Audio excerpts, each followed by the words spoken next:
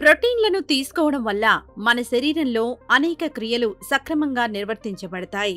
ప్రోటీన్ల వల్ల కండరాల నిర్మాణం జరుగుతుంది. కణజాలాలు మరమ్మతులకు గురవుతాయి.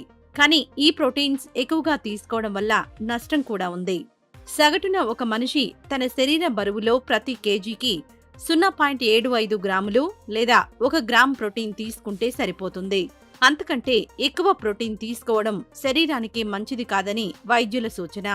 జిమ్ చేసి బాడీ బిల్డ్ చేసే వాళ్లైతే కోచ్ సూచనల మేరకు ప్రోటీన్ తీసుకుంటే మంచిది. అయితే కొంతమంది అసలు ఆహారం తీసుకోకుండా కేవలం ప్రోటీన్ పౌడర్స్ తీసుకుంటే లావ్ అవ్వకుండా కండలు వస్తాయనే అపోహలో పడి వేల రూపాయలు పోసి ప్రోటీన్ పౌడర్స్ ని కొని వాడుతున్నారు. పైగా ప్రోటీన్ పౌడర్స్ వల్ల శరీరానికి కావలసిన దానికంటే ఎక్కువ ప్రోటీన్ డైరెక్ట్ గా అందిస్తున్నాం కాబట్టి ఏ విధమైన అనారోగ్యాలు రావు అనుకుంటారు. కానీ అది తప్పు. కార్బన్, ఆక్సిజన్, హైడ్రోజన్ ఈ మూడు కలిపి కార్బోహైడ్రేట్. ఒక కార్బన్ కి 2 హైడ్రోజన్లు, 1 ఆక్సిజన్ కలిపితే అది కార్బోహైడ్రేట్. దీనికి నైట్రేట్ కలిస్తే అది ప్రోటీన్.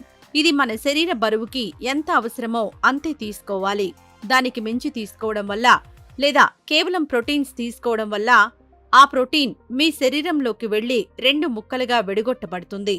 విడగొట్టబడిన ప్రోటీన్లు నైట్రేట్ యూరియా రూపంలో బయటకు విసర్జించబడుతుంది. మిగిలిన సగభాగం కార్బోహైడ్రేట్ కొవ్వు రూపంలో శరీరంలో నిల్వ చేయబడుతుంది. ఇది మంచిది కాదు. అందుకే ప్రోటీన్ పౌడర్ను మోతాదుకు మించి తీసుకోవడం మంచిది కాదు. మన శరీరానికి ఎంత అవసరమో అంత తీసుకుంటే సరిపోతుంది. ప్రోటీన్ ఎక్కువగా తీసుకోవడం వలన కండలు రావు. అది శరీరంలో కొవ్వుగా పేరుకుపోతుందని వైద్యులంటున్నారు. పైగా ప్రోటీన్ పౌడర్ తీసుకునేవారు తగినంత ఎక్సర్సైజ్ చేయకపోతే ఆ పౌడర్లు అరగవు. తద్వారా సైడ్ ఎఫెక్ట్స్ వచ్చే ప్రమాదం కూడా ఉందంటున్నారు. Natural protein. ప్రోటీన్ పౌడర్ కి బదులు సాధ్యమైనంత వరకు నేచురల్ గా ప్రోటీన్ తీసుకోవడమే మంచిది.